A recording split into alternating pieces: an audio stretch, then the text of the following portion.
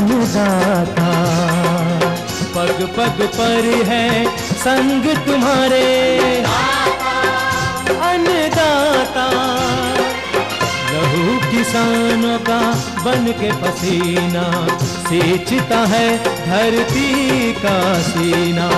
मेहनत का तेरी हक दिलवाने, नई तकनीक नई खोज बताने। पशुधन को गुणवान बनाना, पौध सुरक्षा को सिखलाना, खेती के सब गुर समझाने, भारत का सरताज बनाने। आठों पहर है संग तुम्हारे अन्नदाता अन्नदाता।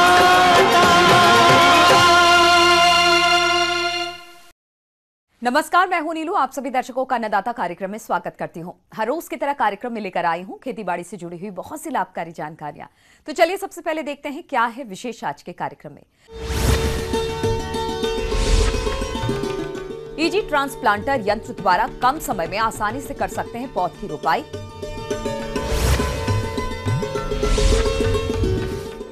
उर्वरकों की कालाबाजारी रोकने हेतु शासन की नई पहल।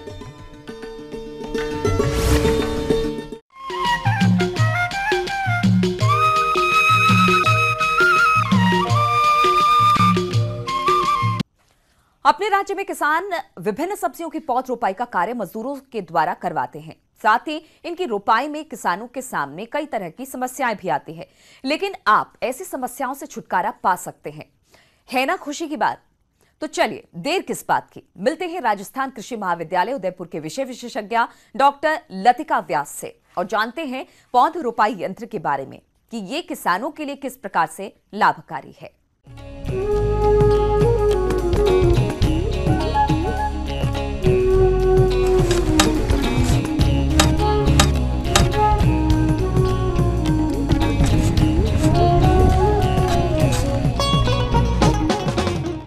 प्रदर्शनी यहाँ पर कोटा में लगाई गई है ग्राम के तहत, जिसमें हमने मुख्यतः महिलाओं से संबंधित कई तकनीकियों को प्रदर्शन किया है।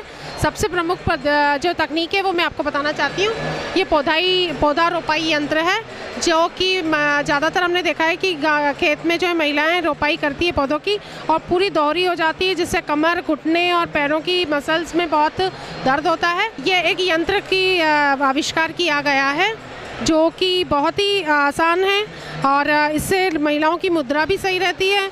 और ये जो ऊपर एक सिलेंड्रिकल ये बना हुआ है होलो, जिसमें यहाँ पे एक पौधा डाला जाता है और ये दो हैंडल है, जिसकी वजह से यदि सॉइल के अंदर डाल करके इसको ओपन करेंगे तो नीचे से ढक्कन खुल जाता है और वो पौधा मिट्टी के अंदर लग जाता है।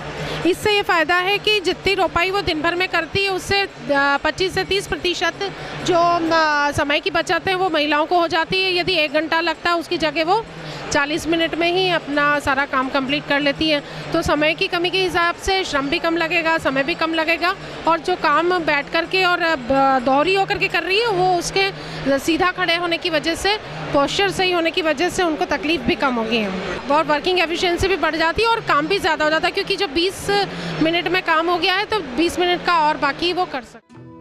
किसान भाइयों, महंगी होती खेती बाड़ी और बदलते जमाने के अनुरूप बदल रहे कृषि यंत्रों व उनकी प्रणालियों के महत्व को किसानों को समझना होगा और आधुनिक यंत्रों के प्रयोग से किसान चाहे तो कम लागत में अधिक उपज आसानी से पा सकते हैं और इतना ही नहीं, श्रम एवं समय की काफी बचत भी कर सकते हैं, जिसके अंतर्गत बात करते हैं ईजी ट्रांसप्लांटर यंत्र के बारे में। इसके द्वारा किसान सब्जी वर्गीय व अन्य फसलों की रोपाई कम समय, श्रम व लागत में कर सकते हैं और इस यंत्र की कीमत मात्र 3000 रुपए है। और यदि किसान इजी ट्रांसप्लांटर यंत्र से पौध रोपाई का कार्य करते हैं तो एक यंत्र से मजदूरी खर्च 400 रुपए होता है और इस यंत्र के द्वारा प्रतिदिन 2000 से 2500 पौधों की आसानी से रोपाई की जा सकती है। और यदि श्रमिकों के द्वारा रोपाई की तुलना इजी ट्रांसप्लांटर यंत्र से पौध रोपाई करें तो 800 से 1000 रुपए की बचत होती है। इस प्रकार से ये यंत्र किसान भाइयों के लिए श्रम, समय व लागत के हिसाब से काफी फायदेमंद साबित हो रहा है। तो किसान भाई इसे प्रयोग में लाएं और लाभ उठाएं। तो इसका मूल्य जो है वो 3000 रुपया है। ये बहुत ज़्यादा डिमांड में है, इसलिए क्या होता है आते ही किसानों के पास चला जाता है तो ये उनकी रिक्वायरमेंट और है ना बुकिंग के हिसाब से हम प्रदान करते हैं। ये कांटेक्ट करें तो यदि प्रसार शिक्षा निदेशालय में हमारे को फ़ोन करें और हम उनका पैसा जमा करके कंपनी से उनको बनवा करके दे सकते हैं।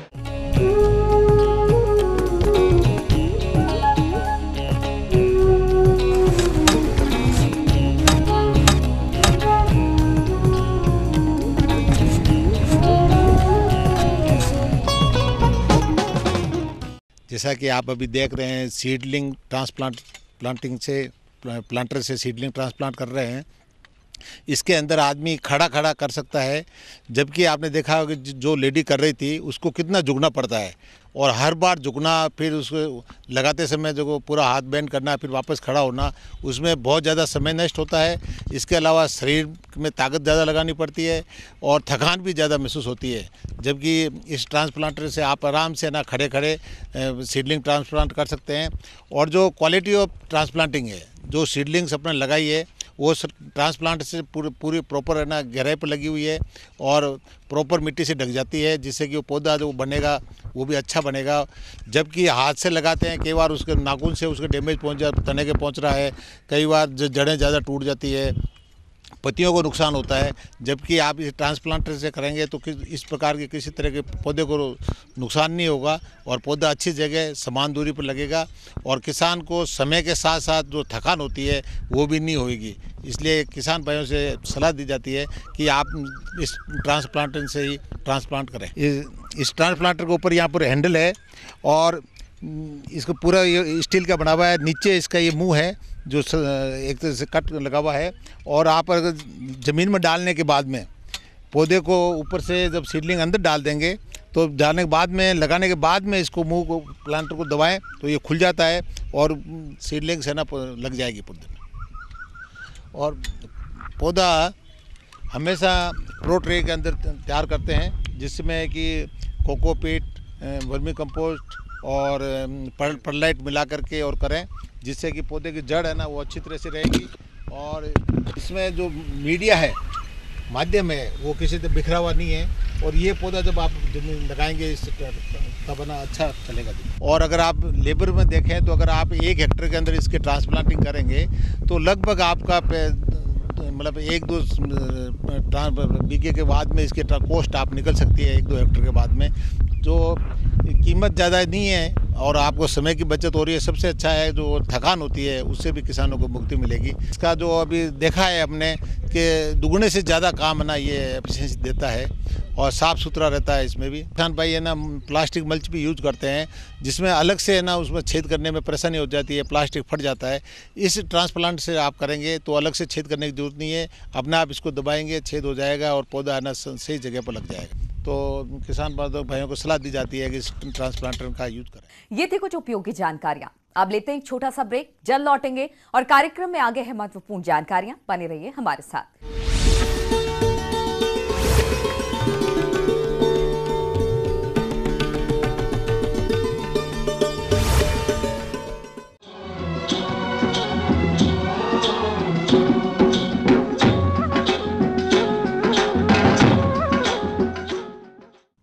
ब्रेक के बाद आप सभी दर्शकों का स्वागत है। चलिए अब रुक करते हैं अगली कड़ी की ओर।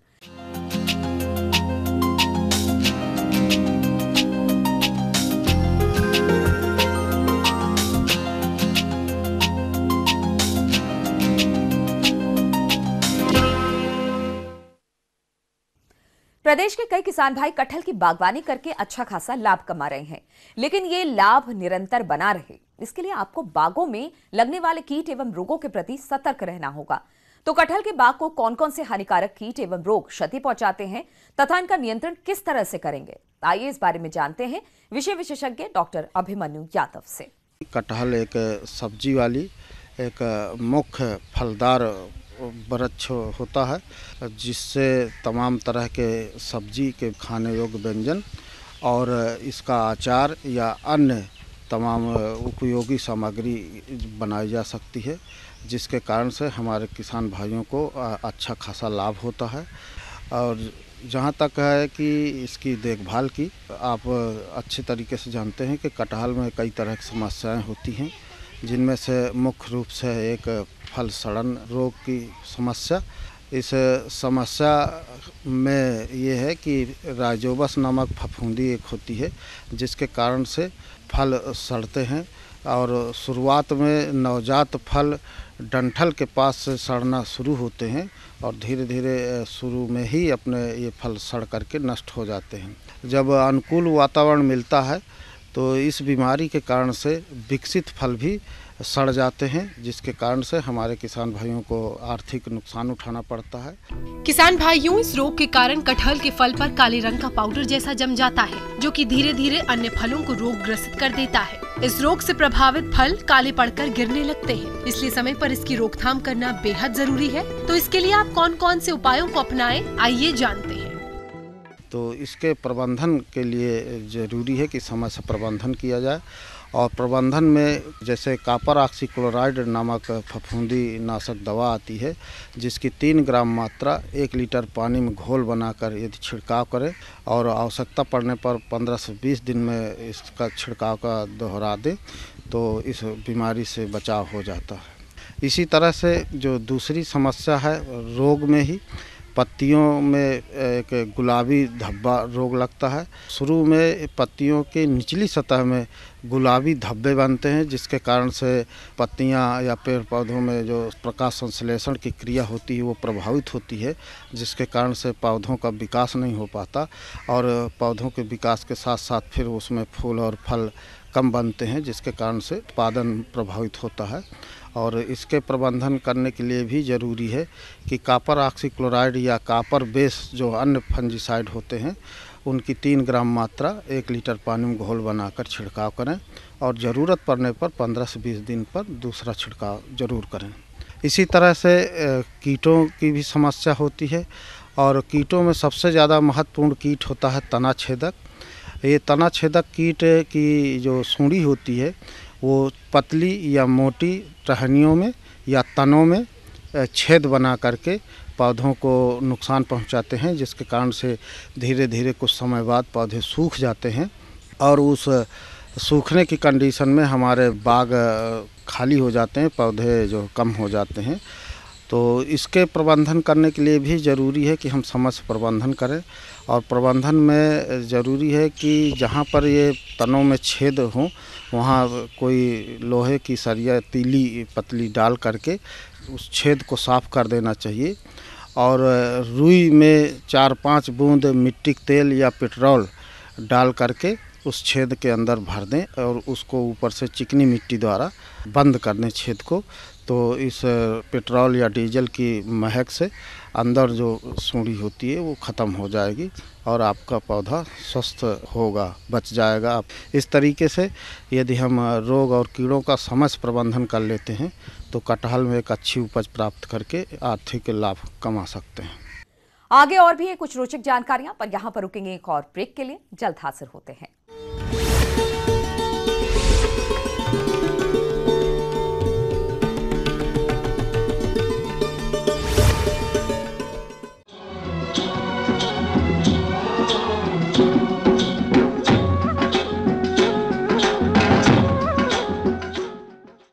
ब्रेक के बाद एक बार फिर से आप सभी दर्शकों का अन्नदाता कार्यक्रम में स्वागत है। बढ़ते हैं अगली प्रस्तुति की ओर।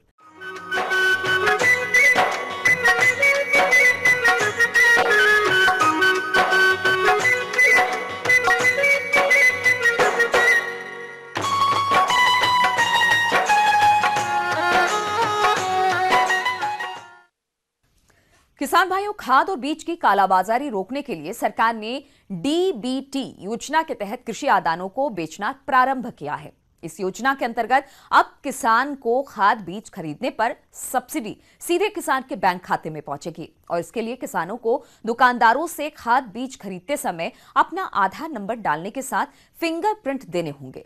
इसके अलावा इस योजना से और क्या लाभ हैं तथा किसान इस योजना से कैसे जुड़ सकते हैं, आइए जानते हैं कृषि अधिकारी डॉक्टर रणधीर भारद्वाज से। विभाग के द्वारा उक्त प्रशिक्षण कार्यक्रम में पूर्ण रूप से सहयोग किया जा रहा है और उर्वरक सेक्टर में भारत सरकार एवं राज्य सरकार के द्वारा डीबीटी योजना लागू करने हेतु इसमें पीओएस मशीन की स्थापना की जा रही है। किसानों को उचित मूल्य पर उर्वरक की उपलब्धता होगी। भारत सरकार ने उर्वरकों पर समस्त देय भुगतान डायरेक्ट बेनिफिट टू ट्रांसफर यानी डीबीटी के माध्यम से करने का निर्णय लिया है। इसके लिए प्रत्येक खुदरा बिक्री केंद्र पर पीओएस मशीन निःशुल्क उपलब्ध करा रही है। कंपनी ही जिले के समस्त रिटेलरों को ट्रेनिंग दे रही है। इस योजना से एक तो उर्वरकों की कालाबाजारी रुकेगी, किसानों को उर्वरक भी समय पर मिलेगा। उर्वरक लेने के लिए अपना आधार कार्ड लेकर के विक्रय केंद्र पर आएं। जिन किसान के पास आधार कार्ड नहीं है वो अपना कार्ड बनवा लें, जिससे योजना का लाभ मिल सके। मशीन का मुख्य उद्देश्य ये है कि जो हम किसानों को खाद देंगे वो उनके आधार पे ही देना है। आधार और अंगूठा लगाने के बाद ही खाद उनको दे सकते हैं। पहला। सेकेंडरी चीज़ ये है इसके अंदर कि जो भी अभी तक एक नॉलेज होता था, रिटेलर करता था, होलसेलर माल बेचता था रिटेलर को, फिर रिटेलर रिसिप्ट देता था कि हमने ये माल प्राप्त किया, उस आधार पे हमें सब्सिडी मिलती थी। अब किसान माल खरीद लेगा और वो बताएगा कि हमने आईपीएल डीएपी खरीद लिया, प्राप्त किया, इस आधार पे हमें भारत सरकार सब्सिडी देगी और वो वीकली बेसिस देगी। पहले हमको ईयरली मिलता था या 6 मंथ पे मिलता था, अब हमें वीकली मिलेगा कि 1 से 7 तक जो सेल हुई है उसको हमको 7 तारीख को मिल जाएगा, 1 से 6 तक की सेल का, फिर 7 से 14 तक की जो बिक्री हुई होगी रहेगी उसका 15 को मिल जाएगा। तो मेजर इसमें क्या है कि स्टॉक सही तरीके से लिया जाएगा, किस कंपनी का स्टॉक आया, कितनी क्वांटिटी में आया, किस डेट में आया, और जैसे जैसे किसान को बिक्री करते जाएंगे अपने आप स्टॉक जो है टैली होता जाएगा, आपके स्टॉक से वो घटता जाएगा और आपको एक एक्चुअल स्टॉक रिपोर्ट ये मशीन देती रहेगी, जिसकी सूचना एनआईसी को भी पता चलेगी, गवर्नमेंट ऑफ इंडिया के फर्टिलाइजर मिनिस्ट्री को भी पता चलेगी, सरकार को भी पता चलेगी कि इस जिले में इस कंपनी का इतना माल बिका, इतनी डीएपी बिकी, इतनी पोटास बिकी, इतना यूरिया बिका। जो भी सब्सिडाइज आइटम है इस मशीन के अंदर पड़ा हुआ है। जो एमआरपी जैसे हमारी फिक्स में एमआरपी भरेंगे वो नहीं बेचेगा किसान को, उससे अधिक नहीं ले सकता है। भारत सरकार क्या सब्सिडी दे रही है, इससे भी एक चीज़ पता चलेगा कि 1 बोरी यूरिया पे किसान को भारत सरकार कितनी सब्सिडी दे रही है, डीएपी पे कितनी सब्सिडी दे रही है और पोटास पे कितनी सब्सिडी दे रही है। बेसिकली ये सब्सिडाइज आइटम जिस पे भारत सरकार कंपनियों को सब्सिडी देती है, उस आधार पे इसको बनाया गया है कि वो उसी बेस पे सब्सिडी मिलेगा हमें।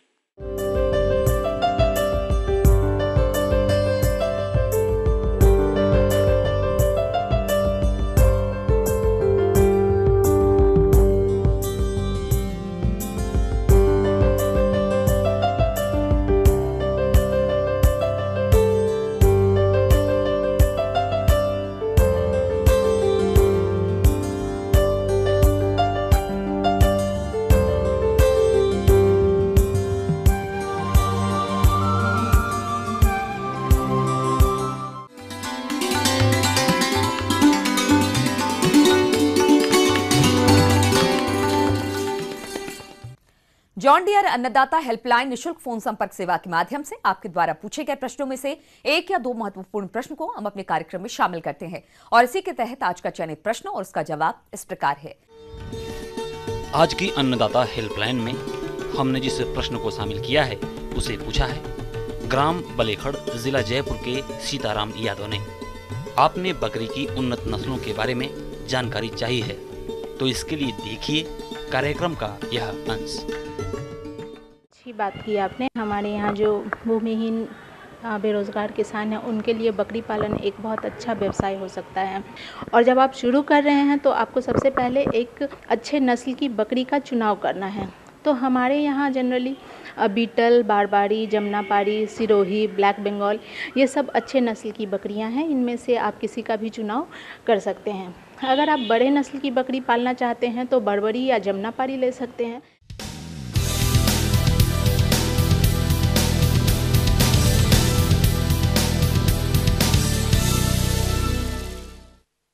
राज्य के विभिन्न मंडियों में कृषि उत्पादों के चढ़ते उतरते बाजार भाव की संक्षिप्त जानकारी इस प्रकार है।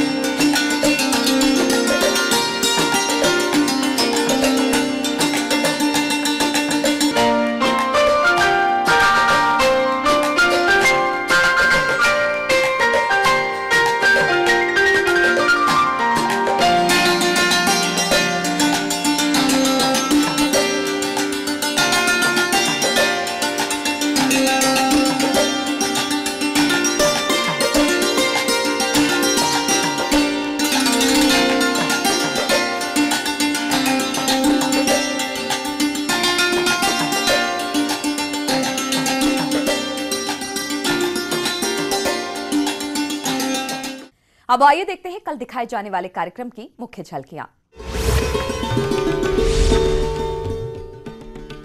मूंग की अधिक उपज देने वाली किस्में और बुआई की उन्नत तकनीक,